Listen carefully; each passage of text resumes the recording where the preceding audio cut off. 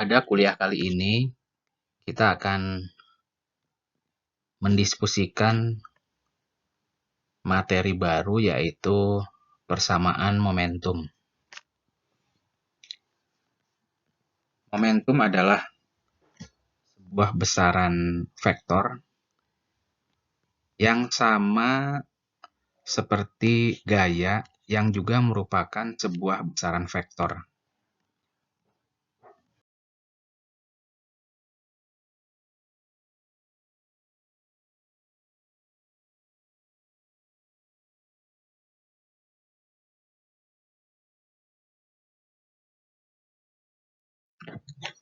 Anda semua pasti ingat dengan hukum Newton kedua.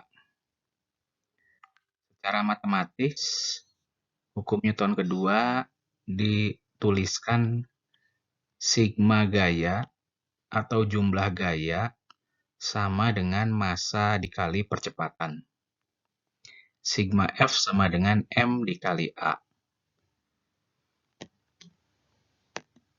Kita bisa mengubahnya menjadi bentuk lain, di mana A atau percepatan sama dengan dV per dt, di mana V adalah kecepatan dan T adalah waktu.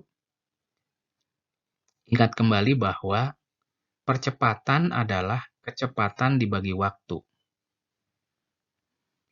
Jadi, sekarang jumlah gaya atau sigma F dapat dituliskan juga sebagai massa dikali dV per dt.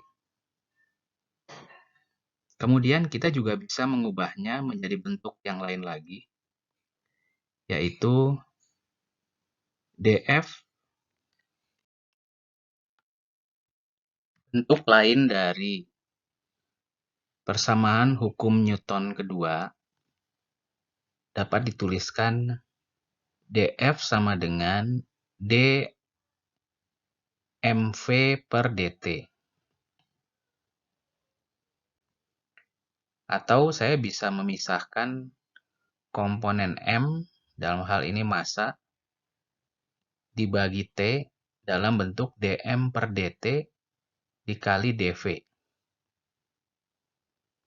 dm per dt kita sudah mengenalnya, yang tidak lain adalah m dot atau laju aliran massa. Laju aliran massa itu sendiri adalah massa dibagi waktu. Dan dm per dt atau massa dibagi waktu ini biasanya disimbolkan dengan m dot. Jadi sekarang kita memiliki persamaan gaya dF sama dengan m dot dikali dv. Atau juga kita bisa menuliskannya dF adalah m dot dikali delta V. Delta V adalah selisih dari kecepatan V2 dikurangi V1.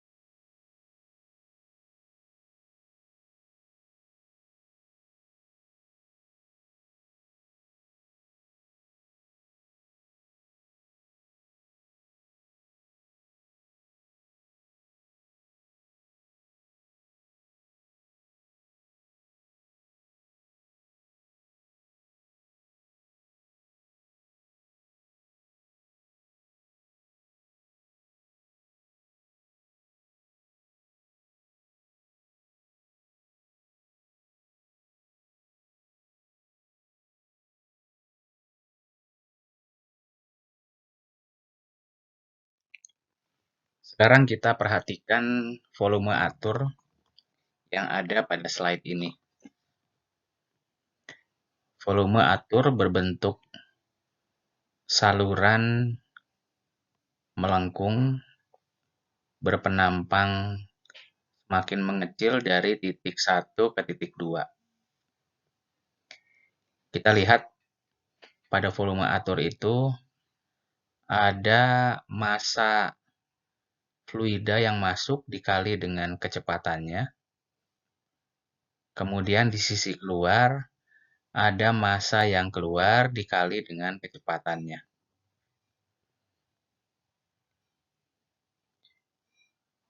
Pada volume atur ini kita bisa menduga kecepatan di sisi keluar V2 lebih besar dari V1. Ingat dari persamaan kontinuitas atau persamaan kekekalan massa bahwa massa yang masuk dengan massa yang keluar adalah sama besar. Dalam hal ini tidak ada lubang yang lain selain lubang masuk atau saluran masuk dan saluran keluar. Dengan laju aliran yang sama, maka untuk saluran dengan penampang yang besar akan memiliki kecepatan lebih rendah dibandingkan dengan saluran dengan penampang lebih kecil. Jadi saya ulang lagi bahwa kecepatan di sisi keluar V2 akan lebih besar dari kecepatan di sisi masuk V1. Kemudian kita ingat persamaan sigma F sama dengan M dot dikali delta V. Ini adalah persamaan gaya. Kemudian M dot dikali delta V kita sebut sebagai momentum. Delta V jika diuraikan, maka delta V ini adalah selisih dari V2 dikurangi V1. Jika kita memasukkan faktor atau variabel laju aliran massa, maka kita akan melihat bentuk persamaan kedua, yaitu sigma F sama dengan M2 dikali V2 dikurangi M1 dikali V1. Karena tadi kita menerapkan persamaan kontinuitas di mana massa yang masuk dengan massa yang keluar adalah sama. Sehingga M dot dalam hal ini kita samakan pada sisi masuk dan sisi keluar. M dot 1 sama dengan M dot 2 sama dengan M dot. Jadi dengan demikian persamaannya akan menjadi sigma F sama dengan M dot dikali V2 dikurangi V1. Kita melihat bahwa sigma gaya yang terjadi pada volume atur ini sebanding dengan massa laju aliran massa yang dikali dengan selisih kecepatan V2 dikurangi V1.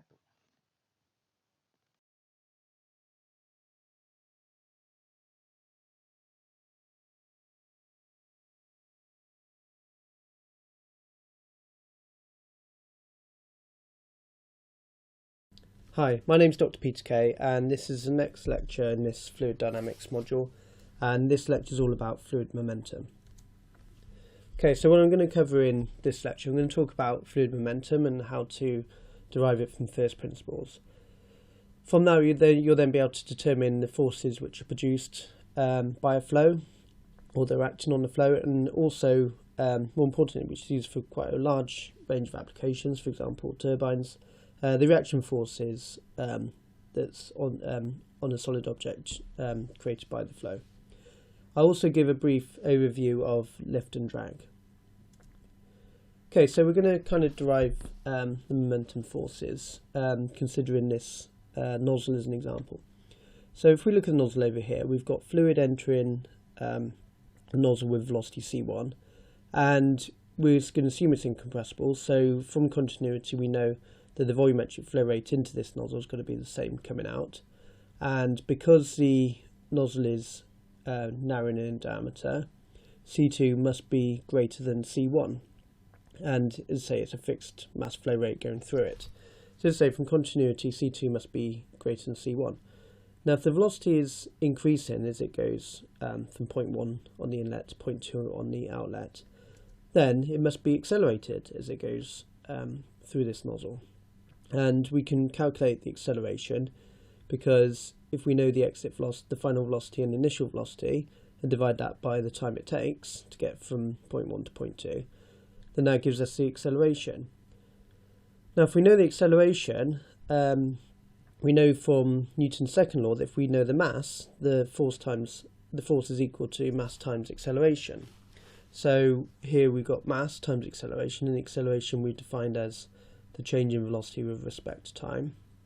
And we know that mass divided by time is the mass flow rate. So therefore, the force that's acting onto this fluid is the mass flow rate times the change in velocity, or if you like, this can be written as the change in momentum with respect to time.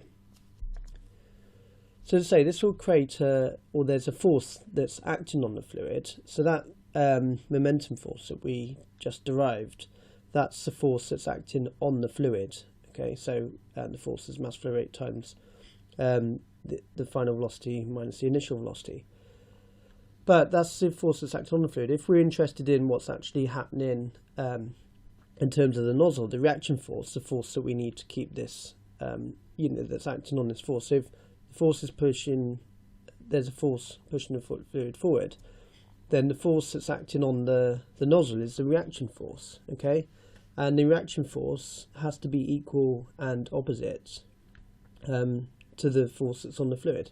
So therefore, the reaction force, on the nozzle is equal and opposite to the fluid, so it's minus that. So it makes sense if the fluid is travelling through the nozzle from left to right, then the force is trying to push the nozzle back. If you think about a hose pipe, for example, and then to hold the nozzle stationary, you need to create an equal and opposite force to that as well.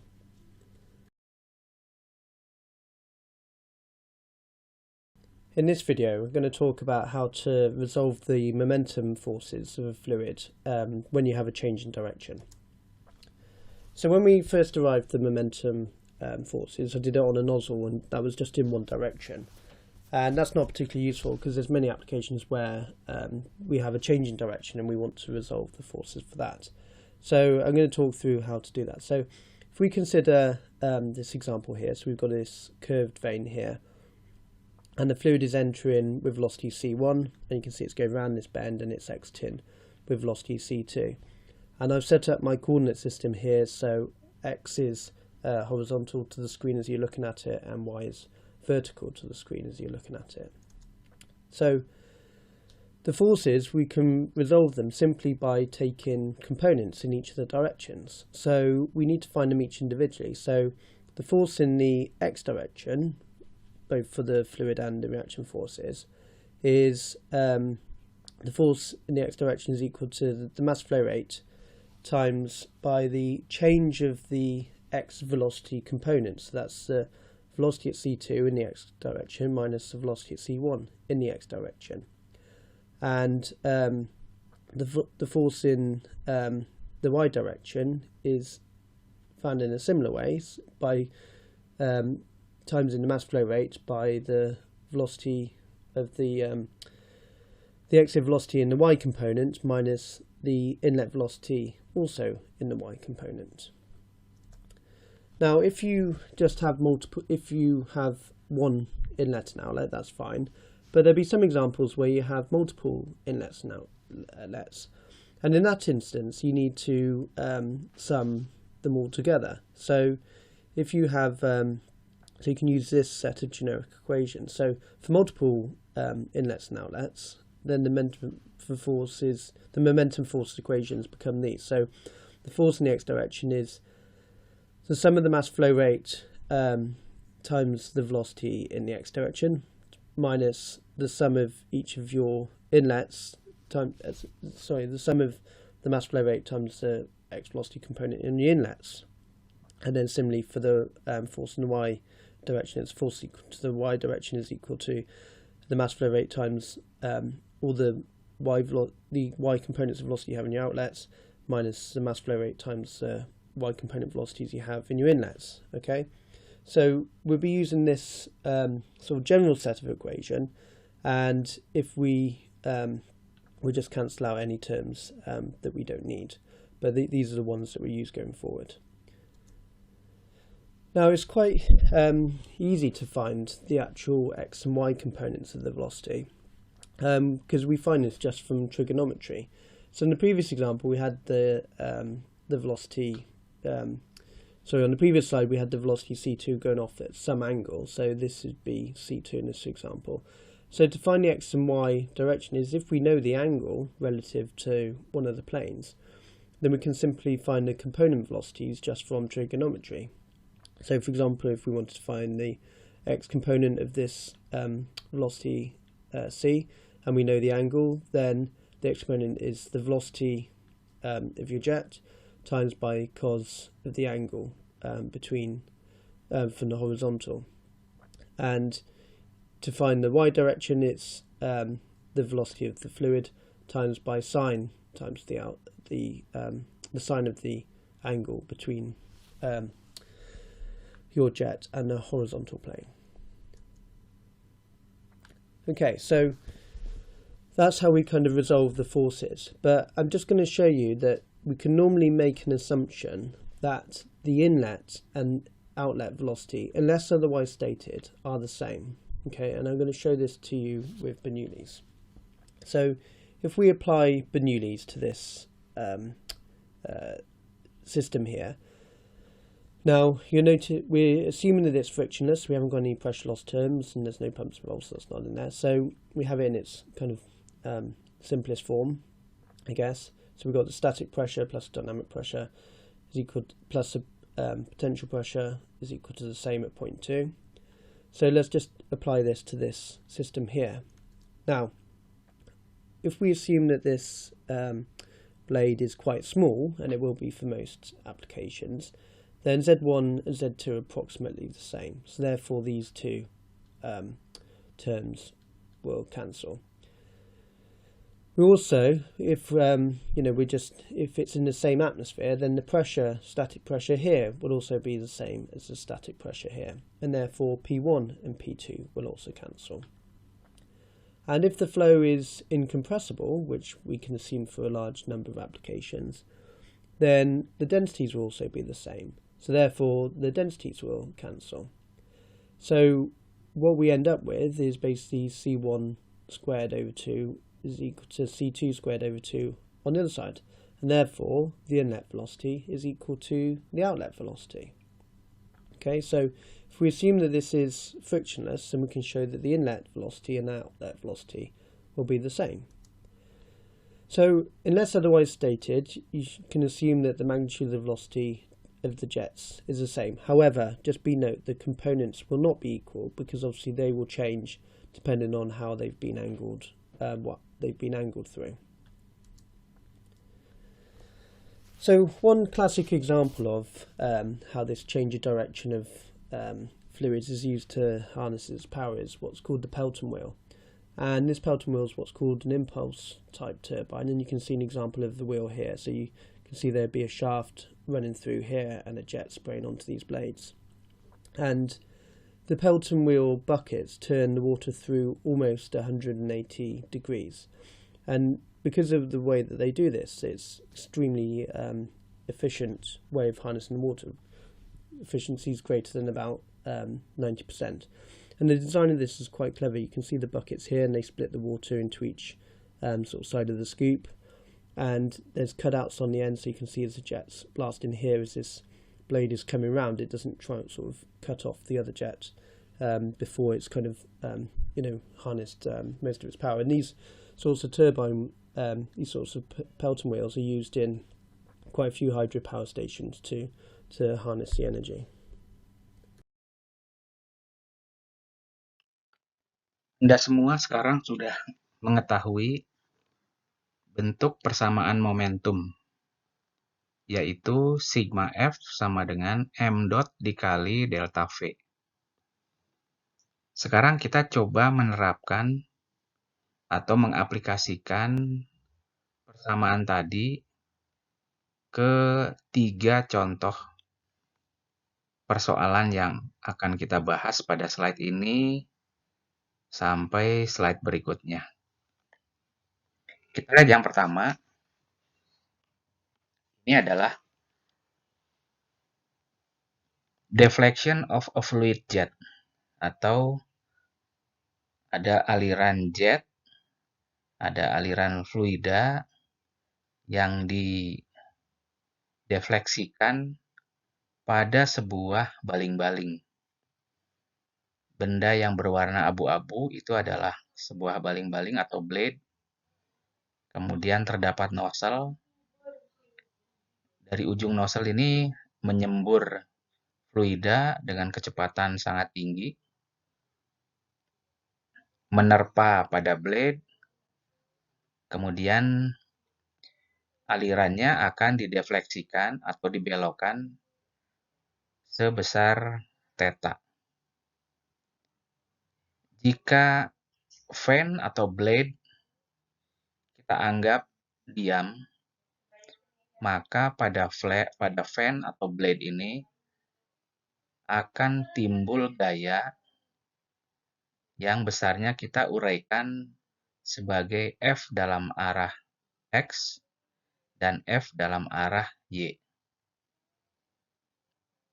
Jadi akibat belokan dari fluida, maka fan ini akan menerima gaya yang gaya itu kita uraikan menjadi gaya dalam arah X dan dalam arah Y.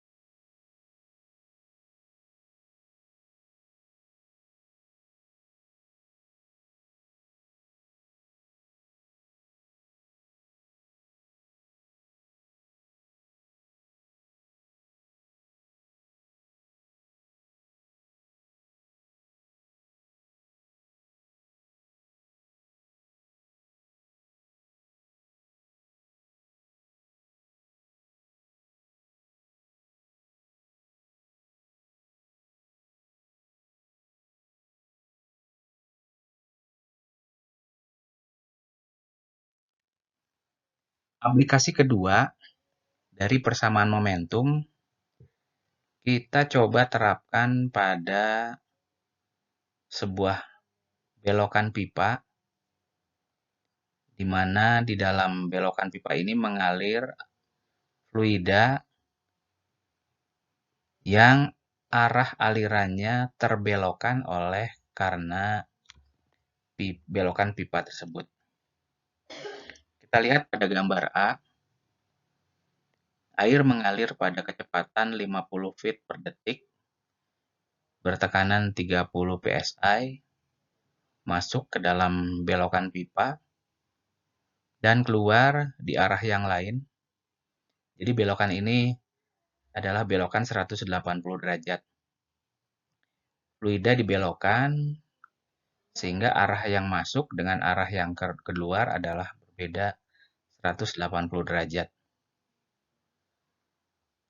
Kemudian jika digambarkan diagram benda bebasnya, maka akan tampak seperti pada gambar B. Akibat belokan fluida pada belokan pipa ini, maka pipa akan terdorong. Dan untuk menahan agar pipa diam, maka akan ada gaya yang dalam gambar ini dituliskan sebagai FAY. Gaya atau momentum yang terjadi pada sisi masuk besarnya adalah M dot dikali V. Dan momentum atau gaya yang keluar di sisi keluar adalah M dot dikali V. Mengapa M dot-nya sama? Kita ingat prinsip konservasi massa. Kemudian yang kedua, kenapa V-nya sama? Tidak ada V1 dan tidak ada V2. Kita ingat juga bahwa diameter dari pipa ini adalah seragam. Sehingga kecepatan yang masuk akan sama dengan kecepatan yang keluar. Jadi sekarang kita punya momentum di sisi masuk dan momentum di sisi keluar yang besarnya sama, tetapi arahnya berbeda. Selain itu, ada gaya yang lain yang ditimbulkan dari tekanan. Tekanan jika dikalikan dengan luas penampang, maka itu akan menjadi gaya. Di sisi masuk ada P1 dikali A1, sedangkan di sisi keluar ada P2 dikali A2. Arah dari gaya di sisi masuk dan keluar adalah sama. Jadi sekarang kita mempunyai 5 buah gaya yang bekerja pada lengkungan pipa.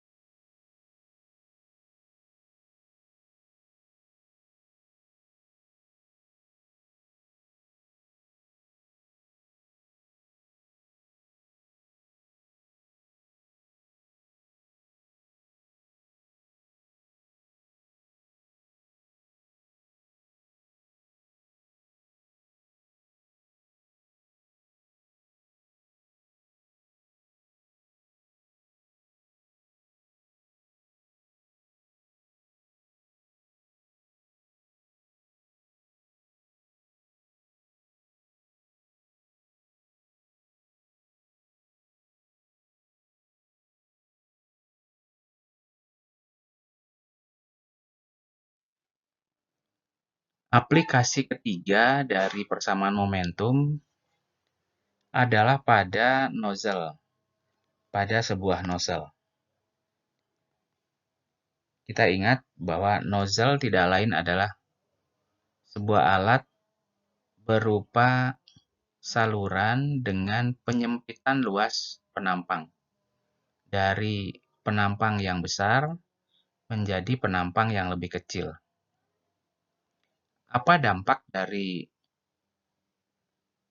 penurunan luas penampang ini? Tidak lain adalah kecepatan di sisi keluar nozzle lebih tinggi daripada di sisi masuk. Jika nozzle itu kita anggap sebagai sebuah volume atur atau kontrol volume dengan sisi masuk di bagian atas dan sisi keluar di bagian bawah dengan diameter yang beda, diameter sisi keluar lebih kecil daripada yang masuk, maka kecepatan di sisi keluar V2 akan lebih besar daripada kecepatan yang masuk V1. Jika kita gambarkan diagram benda bebasnya, kita gambarkan gaya-gaya dan momentum yang bekerja pada nozzle akan tampak seperti pada gambar B.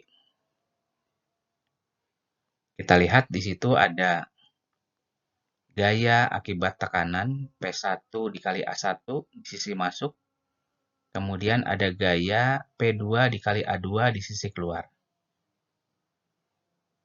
Kemudian kita ingat juga ada momentum yang bekerja di dalamnya, yaitu M dot dikali V di sisi masuk dan di sisi keluar. Ingat juga bahwa kita bisa menerapkan persamaan konservasi massa pada nozzle ini.